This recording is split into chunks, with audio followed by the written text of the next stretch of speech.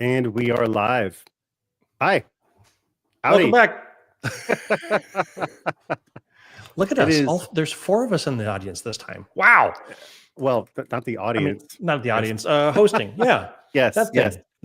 So it is Wednesday, April the 2nd, 2025. Hi, this is the vBrownBag. This is what you're watching because you're here watching. Before we get too far along, I've got a few show notes to take care of. Let me throw this up on this stage. We are going to be talking with Amanda Ruzza tonight. I'm pretty sure I just mispronounced her last name, which I will get corrected shortly. She's going to talk to us about how to learn like a rock star. If you like the content here, feel free to join us online. We are at vBrownBag on YouTube, on Twitter, on Blue Sky, probably on LinkedIn. We're all over the place. Join us. Talk to us. We like to have friends. So yes, thank you. Now that part is over. Not me. Hang on. Not me. Let me do this. Yay. There we go. Cool.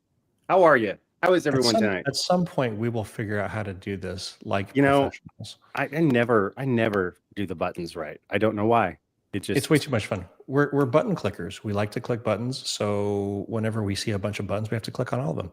Amanda Ruzza. Get it right.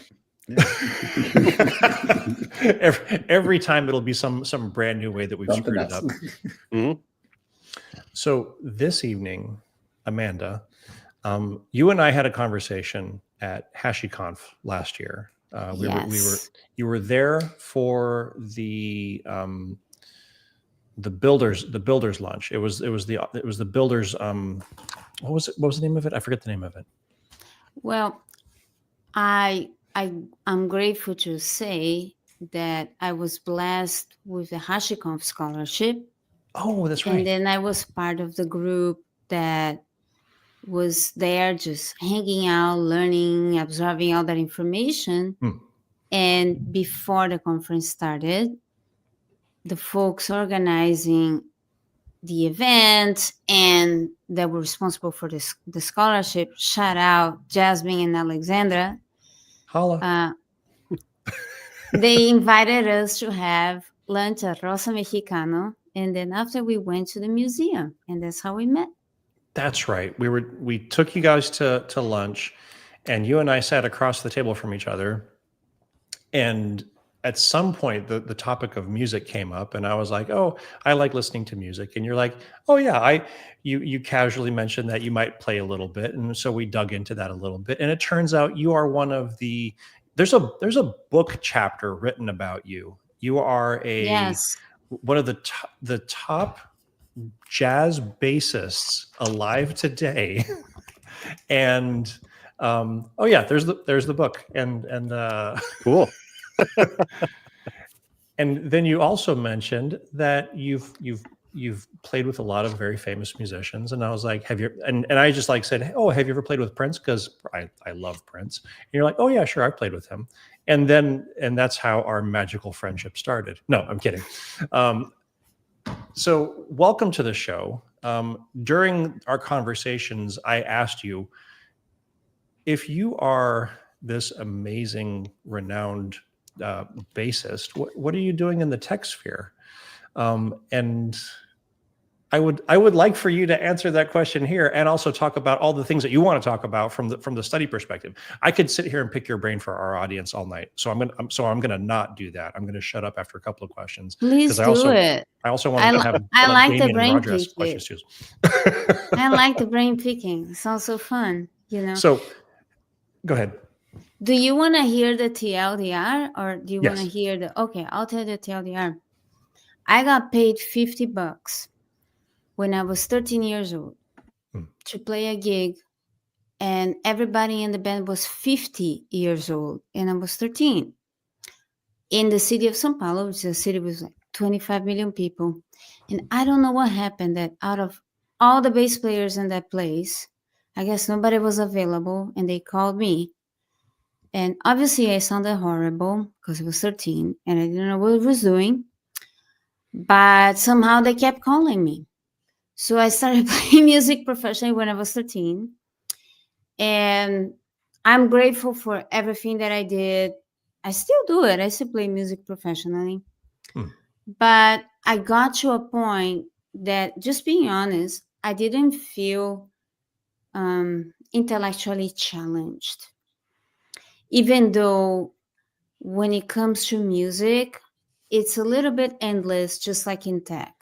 Mm-hmm. But it got to a point that I could be like, okay, I can transcribe another impossible saxophone solo, or I can write this really difficult stuff, but that's not fulfilling my heart. And doing certain things, like, for example, going to Nicaragua on a tour sponsored by the U.S. State Department, where you go to remote places with no cell phones, just give music workshops to young adults with mental disabilities, and just seeing the joy of them. That was fulfilling my heart. Just helping people in really terrible conditions, like things that weren't like very glorious, or they didn't pay much or whatever. Those things are fulfilling my heart a lot. And also, I fell in love with Python, and I fell in love with this idea that we can build and break things and fix things, and it's okay.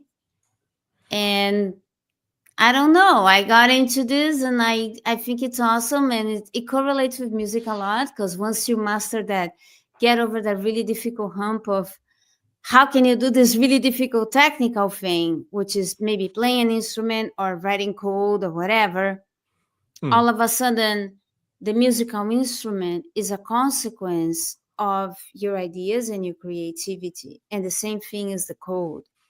And then all of a sudden, it doesn't matter if you am I a Python person, am I a Terraform person, it doesn't really matter. Like, the code, the language is just a consequence of your creativity. So I find this so fascinating. That's all. I feel like we've missed a hop here. Okay. So you're playing on stage as a bassist, and then all of a sudden you fell in love with Python. Were you on stage when you fell in love with Python? No. It was a song about importing anti-gravity, Chris. That's what it was. That's what it was. Where did Python come in? Where did that come from? Okay. So, just real talk here. I never could afford a computer in my country. And that's why I'm very passionate about supporting Latin American people, because I know how hard it is if you are not an American, or if you don't live in Europe or whatever, if you live in Latin America or in Africa or in Southeast Asia, or whatever you want, to be able to say, I can buy a computer to try to learn how to code. And even if I can afford a computer, I don't know English. Most courses are in English, all that stuff. So I could never afford that, but I always thought it was cool when I lived in Brazil, right? Then, so I never had a computer. Then I got a scholarship to move to the United States to do music, right? Then I did it for a little bit. Then I dropped out of the college. Then I went on a touring band, and I toured all over the world. And then I applied to other schools, and I got a full scholarship to go to the new school in New York to do a double bachelor's. And I still never had a computer, but then eventually I got a computer. But the point is just that I never had the chance to try these things before in my country. And then at some point, one day, shout out to Code Academy, and maybe not, or how dare them, or in the New York State, because they were giving away data science courses for 3 month data science courses for free for Code Academy. And the curriculum was, you gotta do Python, SQL, whatever. And technically, supposedly, according to that, after 3 months, you were a data scientist, which I obviously that's not happening, right? Right. So I got stuck in the whole Python. I was like, this stuff is awesome, but I didn't even have a computer. I was just doing it out of my iPad. That's amazing. And I was like, this stuff is so great. But I always thought I was never going to be able to have a career out of it, because I almost had to repeat 8th grade because of math. I was never a good person at any STEM subject in school. So I thought, like, if you want to be good in tech, at coding or whatever, you have to be good at math. You have to understand these things, you know. And then later, when I was really deep on studying Python, I went back to had to study all like those computer science things. Yeah. And then I had to relearn math, and I was afraid I wasn't going to be able to do it anyway. But then I realized that the issue is not that I was dumb, because I thought I was dumb. Is legit, I think I had bad teachers, because there are some incredible math teachers on YouTube that they explain this really difficult stuff. And I was like, oh, this stuff is so easy. It makes sense. Why did not know? So, you know, I'm just saying this to share with the people, because sometimes we think that we are dumb or we suck. Like, even though we don't say it to the world, we had that voice inside of our heads that says that, right? Yep. It's just 100%. We didn't connect with the right teacher. And well, anyway, that was the Python story. Actually, that's a really good segue into your topic. You wanted to talk about how to learn like a rock star. So let's dig into that, because that's why everybody came here, because our rock star, Amanda, and it is Ruzza, right? Is it Ruzza? Well, I want you to think about the word pizza. Ruzza. Amanda Think Ruzza? about, like, pizza has 2 Z's, but you say pizza. Yeah. Ruzza. And I say Ruzza. Ruzza. Yeah. Oh, Amanda Ruzza. Okay.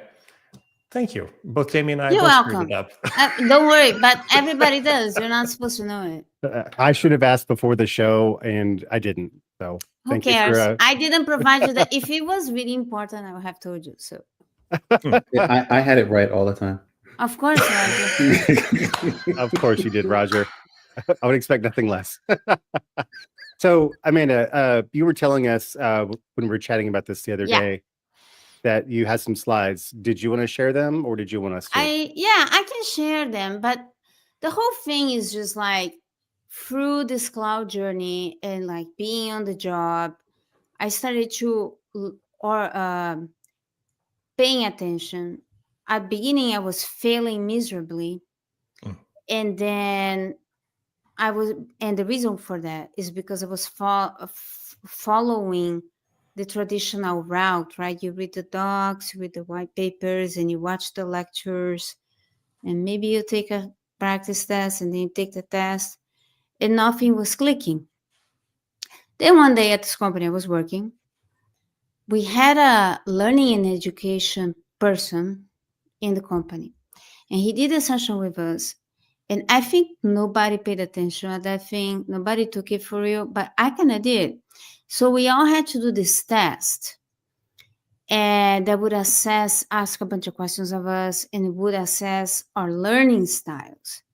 And once that thing came out, the person that was doing the test, the learning development person, shout out to Nevin Kumar, you're awesome.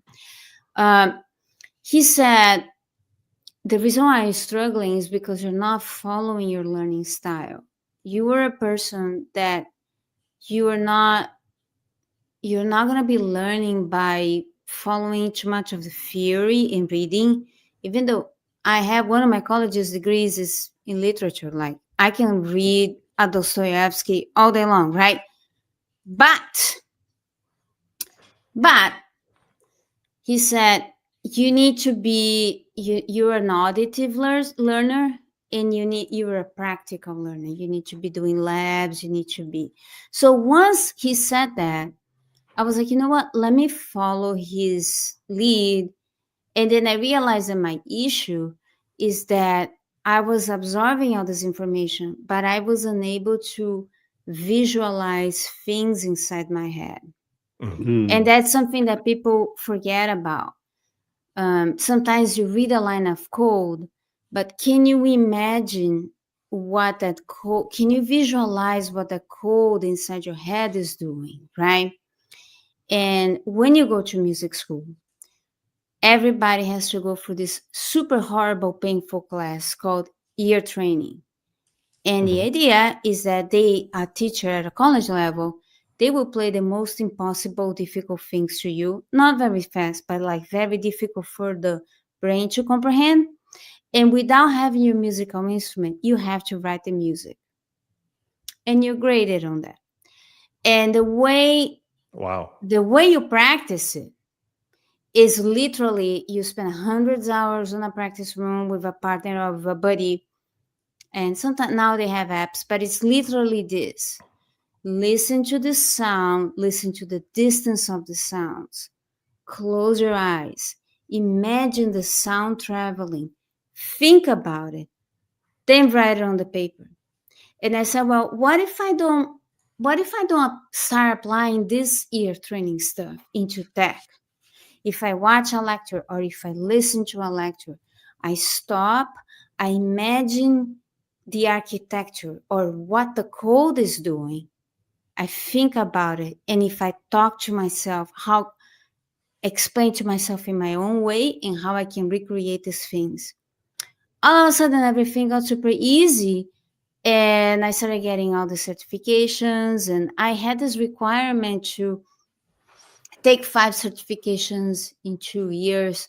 And I ended up taking 7 in 9 months or whatever. And then people were like, why are you doing all this stuff? You don't need it. And I was like, because this stuff is so fun. I might as well just keep going. Then I slowed down a little bit because I said, okay, I also want to be doing projects and stuff. This stuff is important.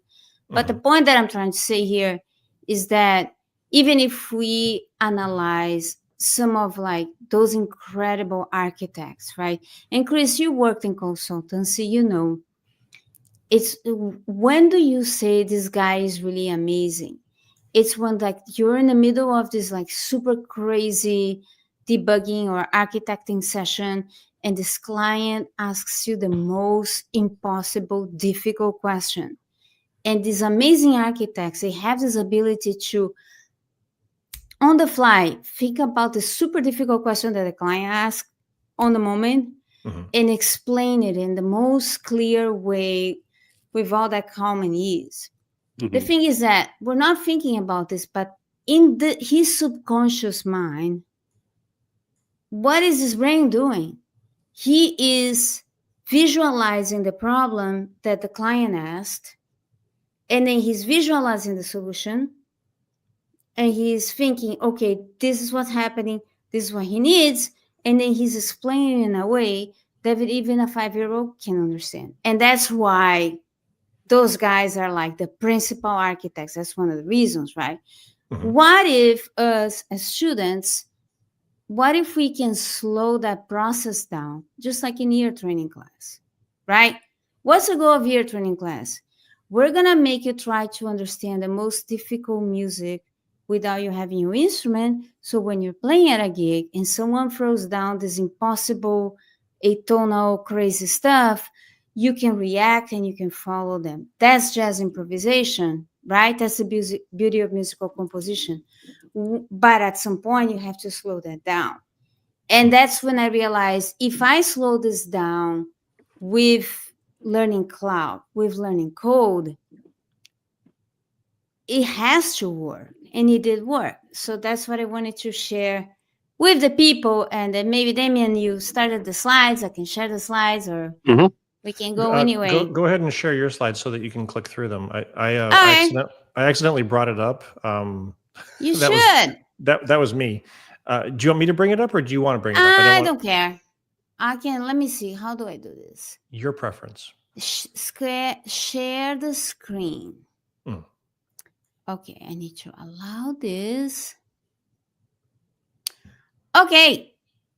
So this is my presentation. Also, one of my mission statements in my life is to kill people by death of PowerPoint. So I know you folks didn't come here to listen about the music. You came for the value. So you had to pay your tax, which is you need to die out of boredom by watching my horrible PowerPoints. Sorry, folks. Anyway, who am I? This is me.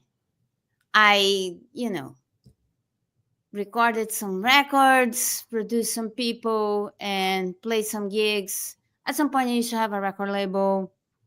I did music marketing and PR, and then I got into Agile Scrum. I fell in love with Python, and then I got tons of certifications. Love writing blogs, writing code, whatever. The moment I'm working as a service architect at Datadog, and I'm super passionate about working out, martial arts, fitness, foreign languages, and I'm still a musician, play music on the side on the weekends. Love it. Still doing the crazy avant-garde jazz, the Broadway shows, all that fun stuff. So my goal with this presentation today is to help you understand, don't copy me, but maybe I can give you some tips on you to figure out how can you make studying these really difficult things easier and more effective, especially because everybody has a life. I'm not married, I don't have kids, but I have my musical life, right? And some folks, they say, okay, I also have a full-time job, but I'm married, I have kids. Well, we all have 24 hours in the day. So if we can be efficient with our studies, then we can get things achieved and still enjoy the rest of the time of the day. That's the point. But before you even say, I want to study this thing and I want to do this thing, you need to figure out your why. Why do you want to get the certification? Why do you want to learn this coding language? Why do you want to, I don't know, build this project? Because otherwise, when life comes in the way, if you don't know your why, you're kind of gonna give up. So it's good to figure out the why.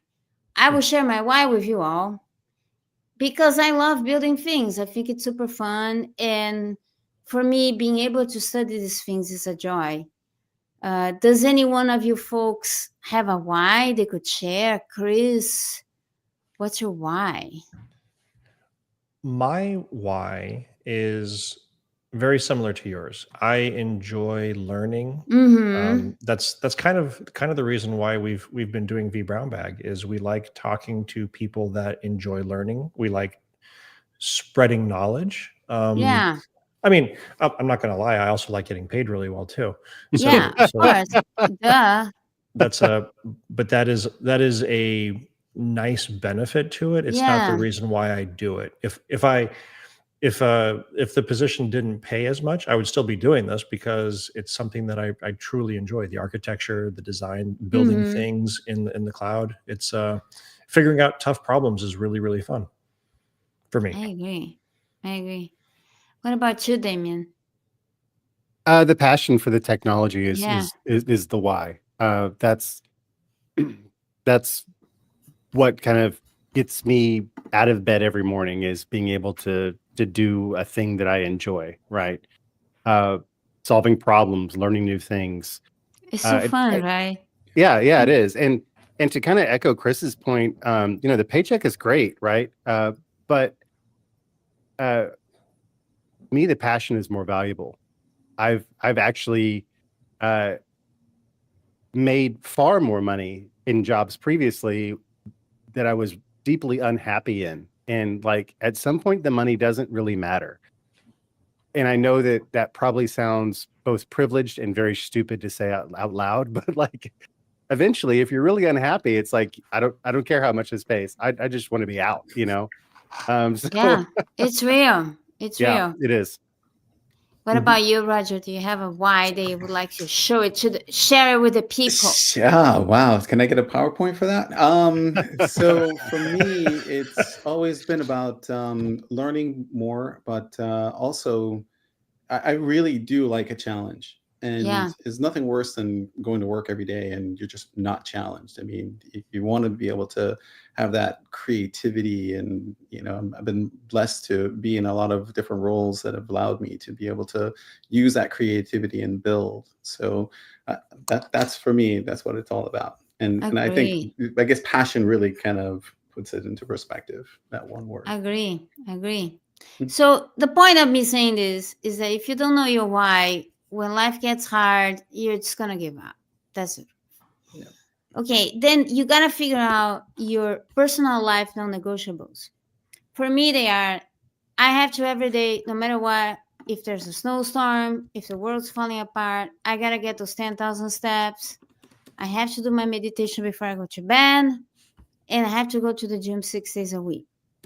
But once you figure out your non-negotiables, then later I will show you how I implement my studies in the middle of my non-negotiables, and that makes the thing efficient.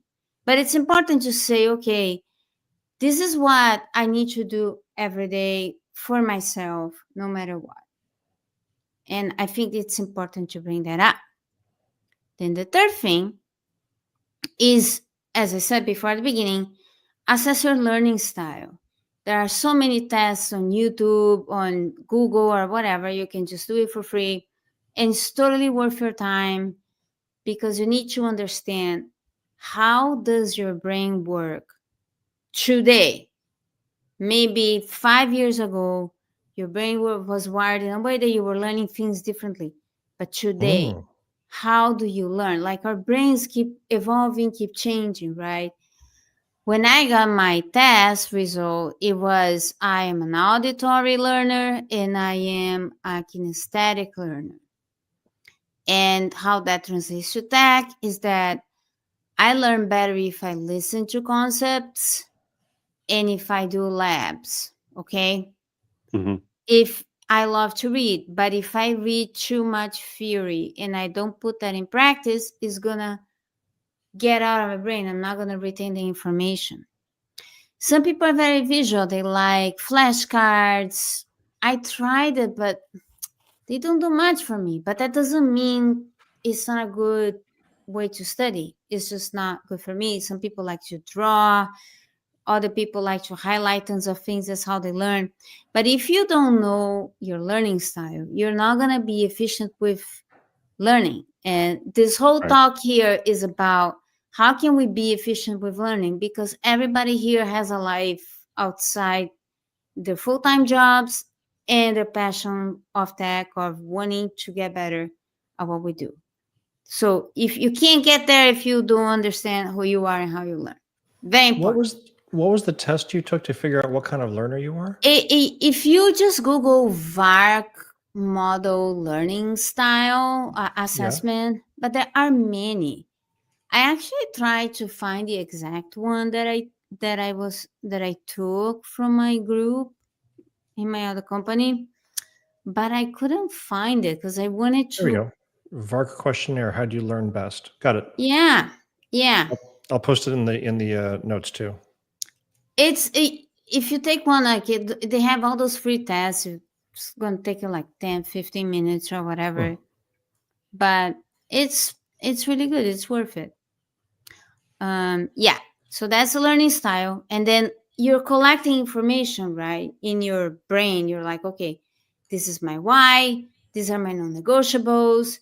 This is my learning style. We're just getting information about ourselves. And then you gotta be realistic with your schedule and apply those SMART goals, right? If you only have 30 minutes a day, like, I'd rather you commit to 30 minutes a day, 7 days a week, than say, I'm gonna cram this information for 3 hours on a Saturday. Because the truth is that you're not gonna learn anything. Or don't say, every day after work, I am gonna drop 4 hours a day. It's not gonna happen. It's not feasible. Just, or if you just had a newborn baby, that's not happening. So and it's okay, but figure out your life. Do a little bit of an assessment of where you're wasting your time, right? Do we need to be doing all that scrolling, that social media, hanging out with people that they're not really your friends? Like, this is a good time. Like, what is it really important to you? block down that time and say, I will commit to this bare minimum. If I have more time on that day, that's okay. I thought I was only going to have an hour a day, but today, every day, 7 days a week. But today, actually, I have an extra hour. So great. Instead of me putting 7 hours a week, I'm putting 8 hours a week. But be realistic. And then say, okay, I want to take this certification because I'm really interested in this material. I'm not comparing myself to anyone. Like maybe this person was able to learn all this stuff in a month and they passed. But for me, because of my life, my schedule, everything else that's going on, I know that this is what's achievable, attainable in the timely matter. It's 2 months. If I dedicate, I don't know, 14 hours a week, which is 2 hours a day.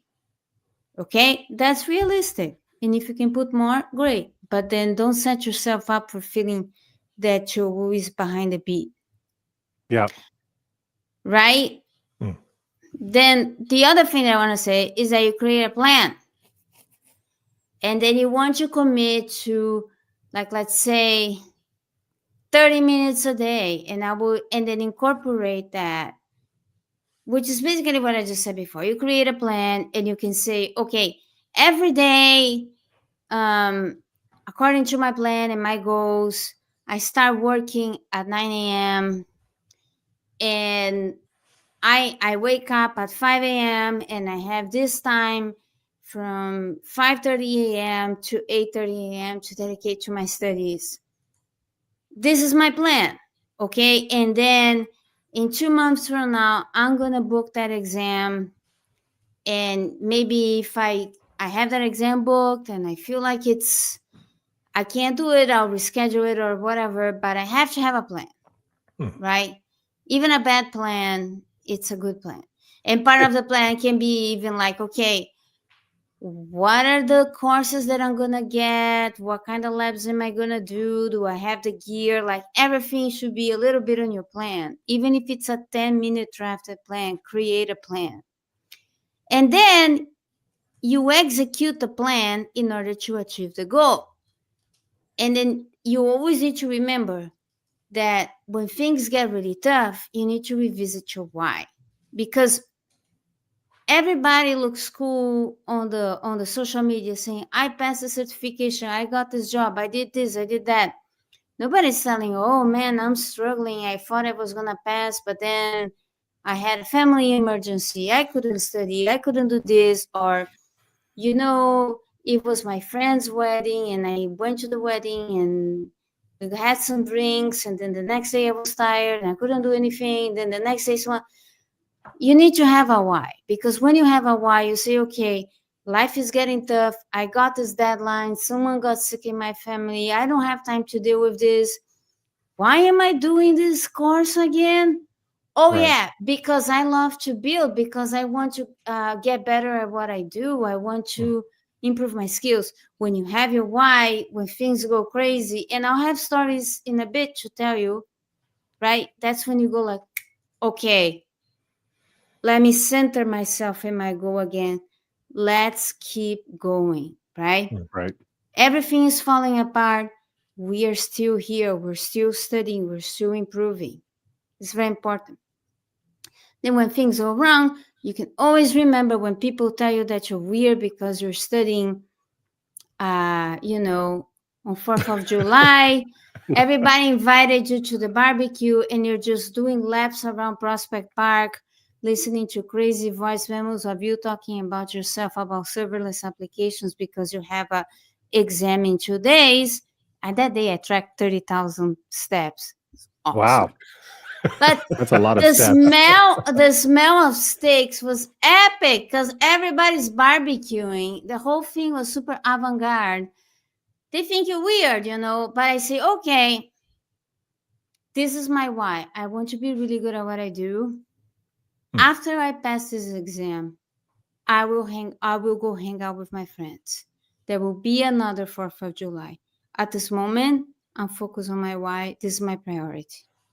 Then you remember, famous powerlifting coach that trained so many Olympic world record athletes and that invented crazy, incredible weightlifting machines that innovated the powerlifting world. When people would ask him, why are you doing all these things? Your body is broken up. There's no money in powerlifting. He would say, average people bring average results. You should never be average. Athletes should never be average. Students should never be average, right? So I use a little bit of him as my mantra. Average people bring average results. I study because I love it. And if that means that sometimes things are going crazy, I'm still focused on my why, right? Mm-hmm. And I want to be the best I can be, not because I have the external world pressure, because I'm passionate about what I do. Don't forget that. And then you can think about also when you feel frustrated that maybe you're not learning fast enough or you're not getting the information. I think about John Coltrane and about Tolstoy, right? When Joe Coltrane came in the 60s with Giant Steps, that was, you guys can Google Giant Steps, one of the most, it was the record that changed a sound in jazz in the 60s, right? Because before Coltrane came with an album, everybody was playing those cute notes that sound good and work. And then he came with the most risky, totally avant-garde, ahead of his years thing. And people were like, what is this? What is this? But they don't know that for 5 years, he was practicing one scale for 6 hours, 7 days a week. Wow. And he would come to people, and I know because I studied with people who play with him. He would come to him, people and say, hey, people would say, hey, John, what's going on? And he'd be like, man, I'm so upset. And they're like, why? Because I'm practicing the skill and I cannot make it sound good. It took him 5 years to figure that out, right? Now, Tolstoy, it took him 13 years to write War and Peace. Like he kept writing drafts and then he would finish and then he would read a chapter and he would say, okay, this is not there yet. I have to rewrite it. I'm not getting there. So us as developers, I think that sometimes we want to do everything so fast. We want to learn so fast. But like really good stuff, you know, if it's really good learning or building like really good product, really good architecture, sometimes it's not going to happen like this. So just be patient with yourself. That's the thing. I okay. didn't know that about Tolstoy. Oh my God. Yeah. So I was just looking it up. He began writing it. Well, actually, he finished writing it and it was published in 1869. So all of those rewrites, bro didn't even have a computer or a typewriter. It was his wife. I'm telling, I am that nerd that took a War and Peace class with a Russian lady in college. Wow. I am that nerd. I love literature. I love reading, but I cannot read tech things.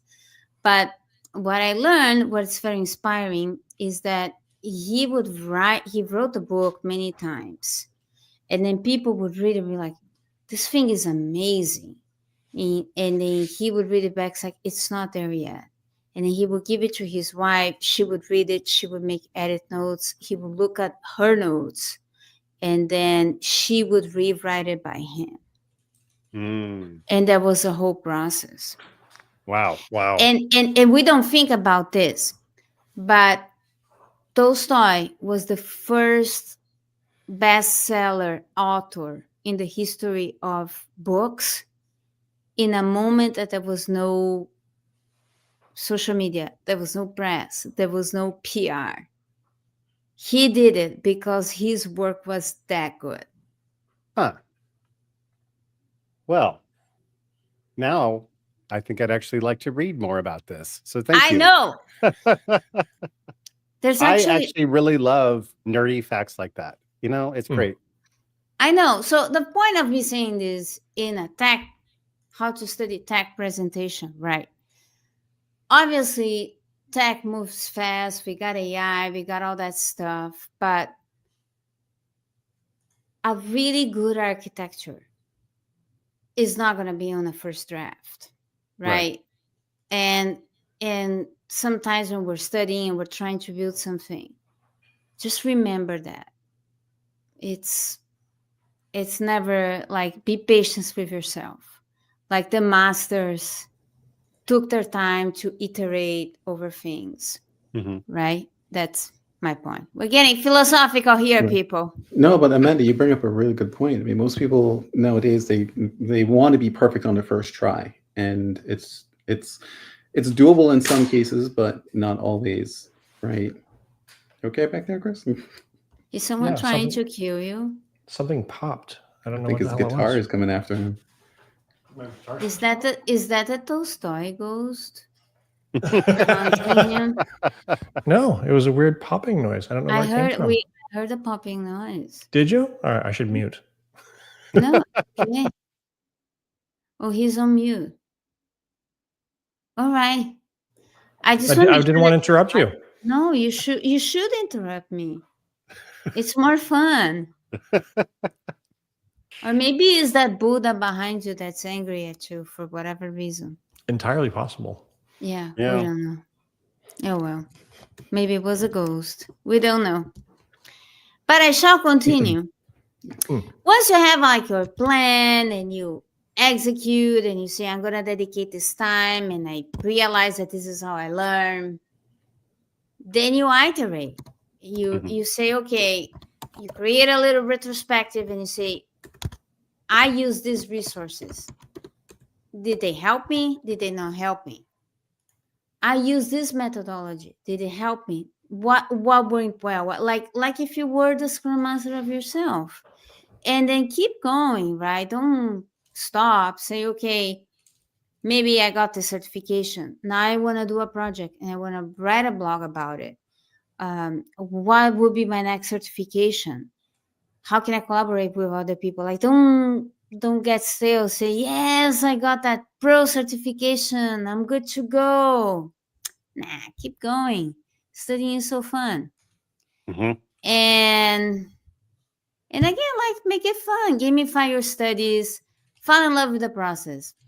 I will give you an example. When I was studying for the Developer Associate certification from AWS, I created Lambda functions that were sending Mexican curse words to each other. And I was trying to encrypt that message in between one Lambda to the other and then decrypt and look at the JSON payload and see if the thing went through. And I was entertaining myself with that silly thing so bad. Like, hola chingón. And the other Lambda function will say, wait, ¿qué onda, marica? Like, the whole thing was so dumb, like, so not politically correct, so silly. But that got me going, you know? Like, I was make it fun, because it's all about the attitude. What's the difference when you, like, wake up early in the morning and say, oh, man, what a drag. I got to study these things because I have to pass certification. Whereas, like, I am so excited. Today, we are going to be doing push-ups and we are going to be memorizing EBS volume types per type of workload and how many IOPS each EBS volume will take. And if I can hold a plank while I'm saying all these things, then I know that I will be able to build some awesome architecture because I really know that stuff. Like, what's the difference, right? Yeah. Like, and fall in love with the process. Maybe I have mental problems. I tell people all the time, I kind of addicted of that feeling of like, okay, I'm studying for the certification, or I am working on this mini project that I'm trying to figure out. And then it's like, you get to that point, it's like, oh my God, I take the practice test. I think I'm killing it. And then I got a 32%. And then you're reading the questions and you read all these docs and you get in this super horrible bad mood and you begin to think you're a loser, that the world's gonna end. And then somehow you pass the certification and then you feel like you're I feel like I'm the queen of the universe. Like, yes, I did it. I build this chatbot. The thing was so hard. I made it work. I wrote that code. But, I fall in love with that process of going through. I'm excited at the beginning, and then I go through that struggle, and I'm hating life. And then I don't think I can do it, but then I make it. And, it's fun, right? So fall in love with that process and be okay with thinking that sometimes things are not going to go right, and then learn from it. Mm-hmm. Now, okay, I'm talking about all this stuff, but like, how do you put all this stuff together? So I wanted to share with you guys some of scenarios. Like, okay, in a regular month, for example, right now, I don't have much going on. Okay, for example, this weekend I'm playing 4 Broadway shows, but I adapt things. So let me tell you, like, a typical thing. Right now, I'm on recertification season because I have to recertify 6 certifications this year. Whoa. So this is what I'm doing. Like, I wake up at 5 a.m. and I told you about my non-negotiables. I have to go to the gym 6 days a week, and I have to walk my 10,000 steps, and I have to do my meditation. Those are my non-negotiables. So what do?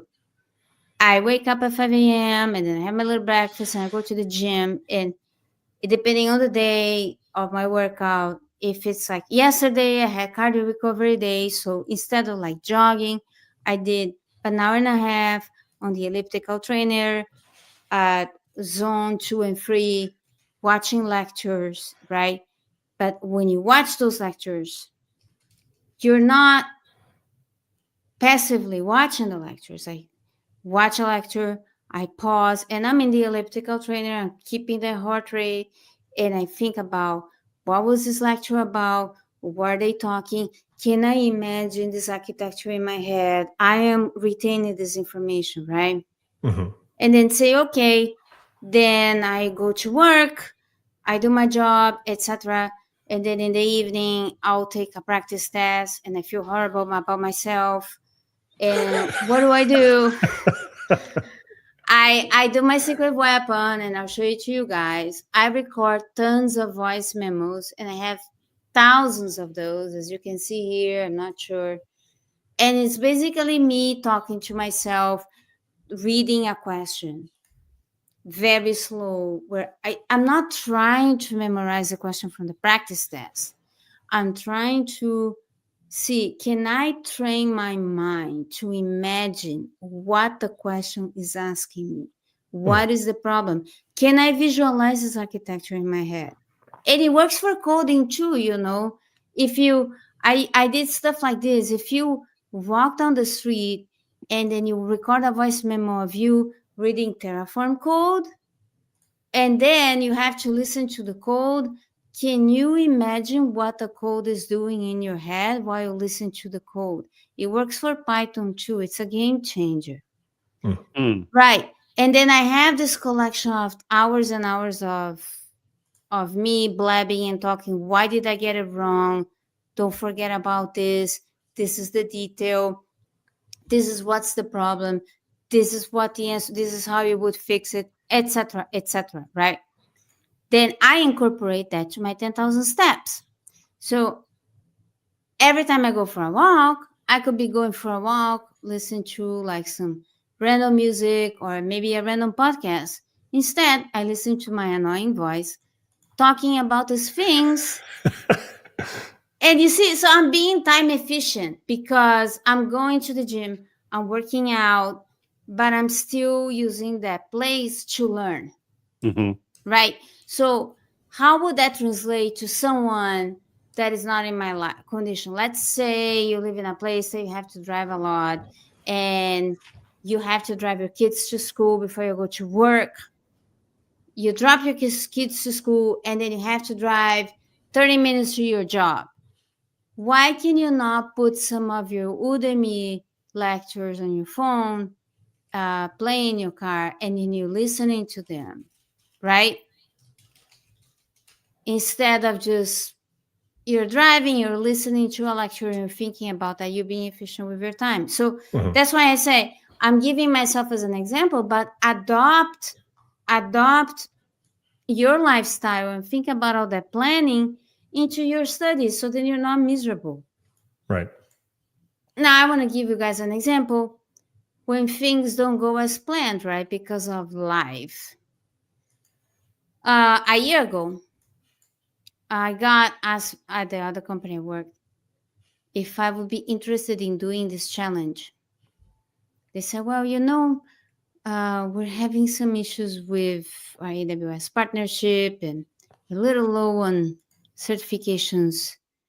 Would you mind taking a certification in 15 days? I was like, well, this is the issue.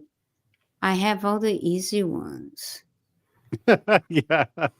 It's like I either take a really difficult specialty or the solutions architect professional, which I don't mind, but I can't do it in 15 days, or I don't know. So they had just come out with the AWS database engineering,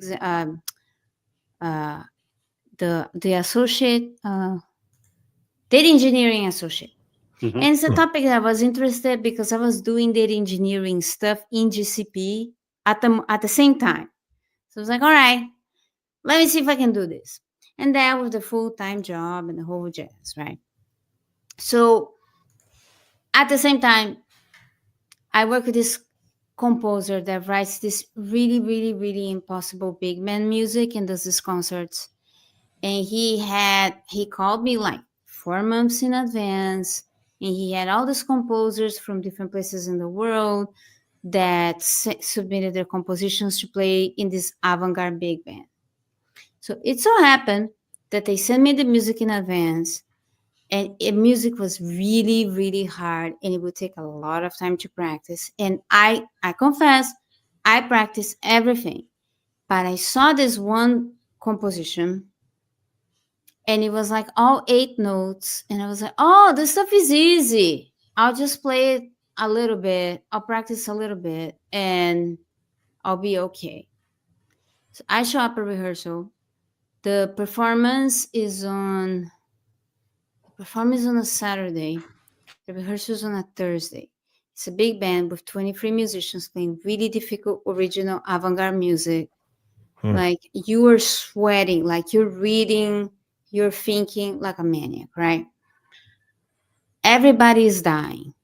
Just to tell you, and I think I'm gonna die because at the end of May I'm doing it again. This whole thing, and it's always original new music. So now you can say, okay, I can recycle the music. Well, anyway, it doesn't matter.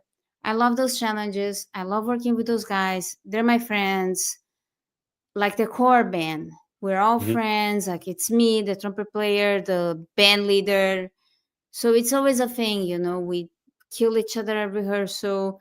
We have some food after, and then the 2 days after we have the gig, we do an extended sound check rehearsal, and then we have 2 hours to have some food, and then we play the gig, and it's like a friendship. It's fun. We challenge ourselves, right? Long story long, I am killing my brain studying for the data engineering exam, and there's this rehearsal. I show up at the rehearsal. I practice a lot. There's really difficult technical stuff from another composer. And well, I practice everything. But when it came to that one composition that I thought, oh, that's easy. And I played it over and it sounded easy at my house. But together with everybody's music, the thing was impossible. We're in the middle of this rehearsal. Is this composer from Israel? I think he flew from Israel just for the performance, and he was playing piano. So he knew what was going on. He stops in the middle of the rehearsal, and he says that in front of like 23 musicians and some other people in the rehearsal room. He says, I think we're going to have to resume the practice of the song because some of us did not do the homework and did not practice the music. And he's looking at me, and I'm like mortifying. I'm dying, and I'm like, oh my God. And I can't say anything because he's right. I was not happening. So I felt terrible about myself, and I was so worried. Like, how can I find time to do this full-time job, study for the certification? I have to take the exam on Sunday. And honor the music, because at the end of the day, I want to always like provide the best music I can. Like I can't like show up and not make these people sound bad. The guy flew from all over the world, like he wrote this impossible music, but we have to honor it. It doesn't matter, right? I legit, I feel like I spent like 8-9 hours just practicing that one thing over and over and over. Showed up on Saturday afternoon at sound check, extended sound check rehearsal. Everybody is dying in that big band because music is so hard. Played the 10 songs. I survived. The guy even looked at me after the composer said, "Hey, Amanda, thank you. I know you practice. Appreciate it." I was like, "Oh yeah, that was easy." Like he has no idea. I spent like 9 hours on this one song, which is fine. That makes me be a better musician, right? Now we had 2 hours in between the sound check and the performance. Mm-hmm. I'm telling you, they were all my friends. Hey, let's go relax our minds. We just practice really difficult music. Everybody's brain is fried. Let's go have some food. Let's chill out. Then we play the show. What did I do? Hey, folks, I'm sorry. I have to run some errands. For 2 hours, that's all I'm doing. I'm walking up and down in Chelsea, listening to my voice memos in data engineering mode exam like this, right? Yeah. It's not ideal, but I had to adjust it, and that's how life is. But that's why, like, you have to know your why, because when things go crazy, it would have been easy to be like, yeah, whatever.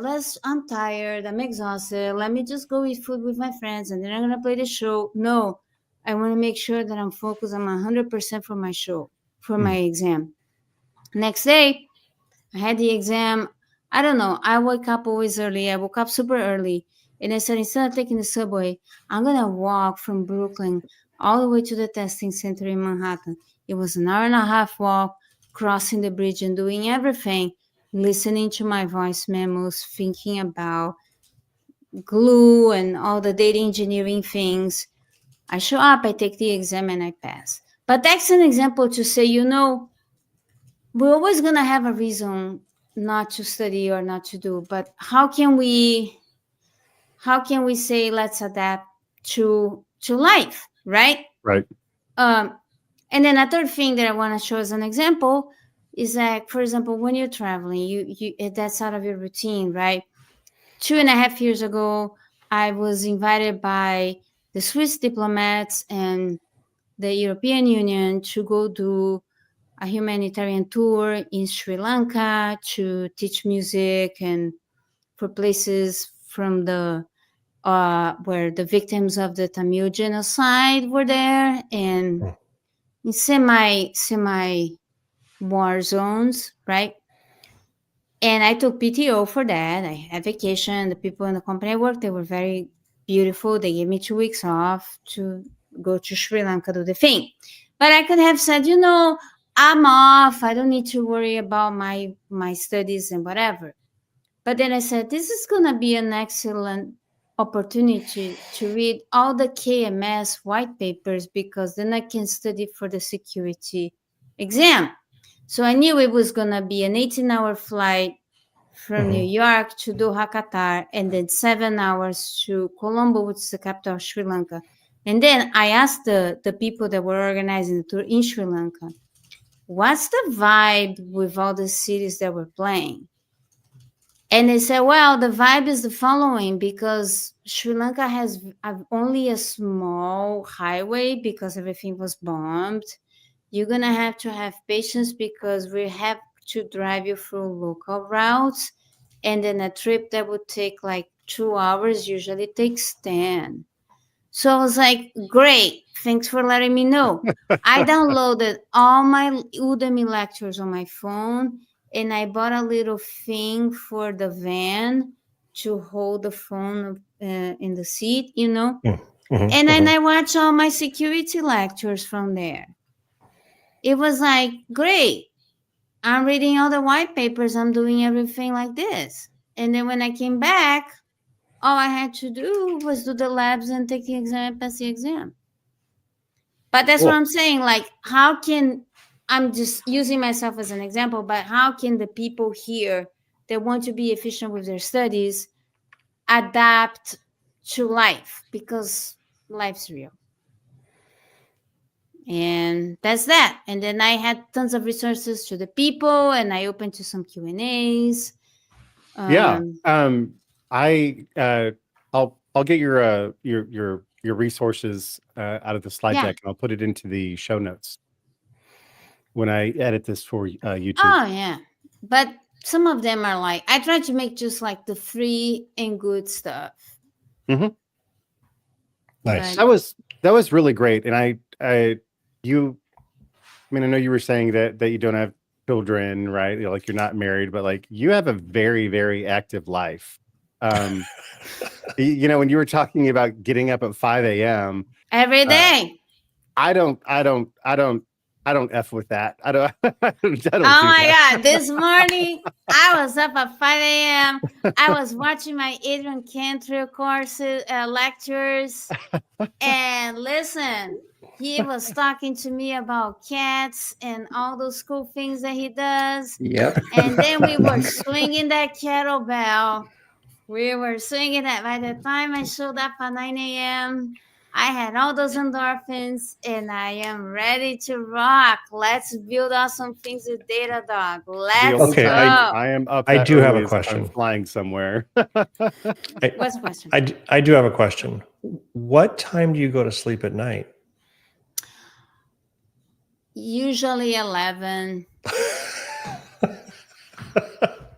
Okay, so your solution is study every. No, I'm kidding. No. You are a beast, Amanda. You have an amazing work ethic. Thank you. I mean, that's very, very commendable, and inspiring too. I'm actually in the process of studying myself, and what really resonated with me is you mentioned CI/CD your life, make sure iterate over your current processes and refine them, make them better. There's plenty of times when I'm sitting there scrolling through YouTube shorts or trying to get like video ideas or something like that when I could be doing something a little bit more productive. But when you mentioned, do 30 minutes a day instead of like, cramming it all in for like a couple of hours. It's never going to work. That really is something that I need to start doing better. But that's a musician thing, like when you want to learn a musical instrument, any good music teacher is going to tell you, listen, you're not going to learn everything 4 hours on a Saturday. Right. You have to do 30 minutes a day, and you have to say, okay, out of those 30 minutes, I'm going to do 10 minutes of technique, 10 minutes of skills, and then 10 minutes I'm going to practice a song. If you have more time, then work on your weaknesses. And then if you have more time, do the fun. Because at some point, everything is going to get together and you're going to have fun.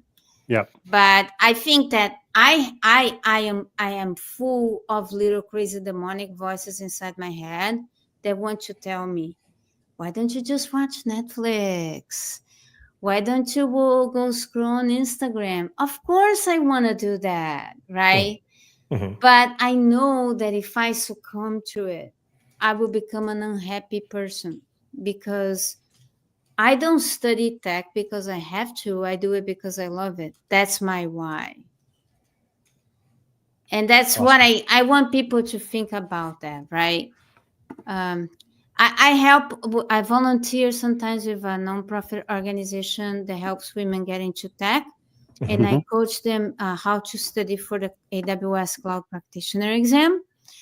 And I deal with a lot of that, like they're moms that just had kids and they're working part-time, but they have to take care of their kids full-time. And then say, okay, let's figure out a study plan that's feasible for you. When do your kids go take a nap? When do you drop your kids in school? Let's figure this out. I don't have kids. I have music, right? Everybody's always going to have an excuse not to do study or do whatever they want to do, because chasing a dream and a big goal is hard. It's much easier to be like, I just want to be on the couch, hang out with my friends. Yeah. Yep. Talk on the phone. I understand. Yeah. Text whoever you need to text. Right. Yeah. I did have one quick question for you, Amanda. I know you Yes. said 30 minutes, but I know, like, for me, I can't sit for 30 minutes and just study something straight. I usually like to break it up in chunks. So I'll study for like 10 minutes, take a minute, and then, just, okay, all right, jump back into it for the next 10 minutes. Do you do something like that, or do you just go straight? But maybe that's a suggestion. Maybe consider taking that learning style thing, because maybe you might have the same issue that I have. I'm a very hyper person. Like, do not make me sit for 30 minutes and read a white paper unless I'm flying to Sri Lanka. Okay. Maybe actually made a friend on my trip back on the flight back from the capital of Sri Lanka to Qatar. It was 7 hours because I'm sitting reading the KMS white paper, and this guy looks at me, excuse me, do you work at AWS? I go like, no, I'm studying for the security specialty. He's like, oh, that is so cool. I'm a network engineering and I'm flying to Kenya because I'm building this full networking thing in Azure for this Kenyan company, and I'm Sri Lanka. So it was actually super epic. But maybe, Roger, something I could suggest to you is that you might benefit from doing the whole walking and listening, right? Maybe that will work for you. If it's either like, can I listen to a lecture from Udemy or from whatever you're studying and try to visualize what they're saying? Yeah. Or can I record myself a voice memo and listen to it? Also, for example, it's on my resources. GCP, they had this podcast. They haven't been updating it for a while, but it's pretty good if you want to learn GCP, called the Google Cloud Reader, that they read their blogs and their docs, and you can just listen to it. When I got thrown in this project that I did absolutely nothing about GCP, and I had to do all these crazy big query things, your girl was doing laps in the park listening to that podcast. And it was because you know what I'm saying, Roger? Like, I think that I think that maybe try that. Can you walk for 30 minutes? But I'm not saying like listening, but not listening. I'm saying active listening, focusing. That's it. Might be that you might retain information better, right? That's my suggestion. I'll check that out. Thank you. Awesome. And we are at time. Yeah, we need to wrap. I had to go to sleep. Yeah, you do. You've got to get up in like 3 hours to start studying again. Yeah. Awesome. Amanda Ruzza, thank you so much for coming on. For having me. I can't wait to hang out with you again. Are you going to be at reInvent? What's the next conference you're attending? I am going to be, the next one for sure is the AWS Summit in Washington, D.C. I am going to be at the Datadog booth, awesome. representing the Datadog architects. So let's make a plan. I will also be at the DC Summit as well. So let's make a plan to hang out and do a little recording while we're there as well. I love it. And then we can take pictures and give FOMO to the people, because that's what we're about. We want people to be feeling horrible about themselves. I actually would like to ask you, Amanda, and I challenge you, Chris, to do a plank while reciting a tech piece of knowledge that you have. Plank? It's like really freaking hard. Like, it's really freaking hard. I actually, that's the other nerd in me. I'm super into the whole strength and conditioning thing. There are tons of neurocognitive things that they do for fighters and martial artists to do this stuff, like to make sure you can focus on your fight or whatever. It's in an exercise. You hold a plank and you need to be doing math equations and stuff. They make athletes do that. So I started saying, can I hold a plank and see if I really memorize? Because certain things in certifications you have to memorize. Like, you need to know. So can I memorize these things? Do I really know? It's brutal. It works though. So, Chris, if you can do that and have Amanda record it, so we can post it on YouTube for everyone to see. Oh my God, we're doing it. All right, we're doing First, it. he has to go find out what a plank is. I have to be able to do a plank for more than 30 seconds is my first step.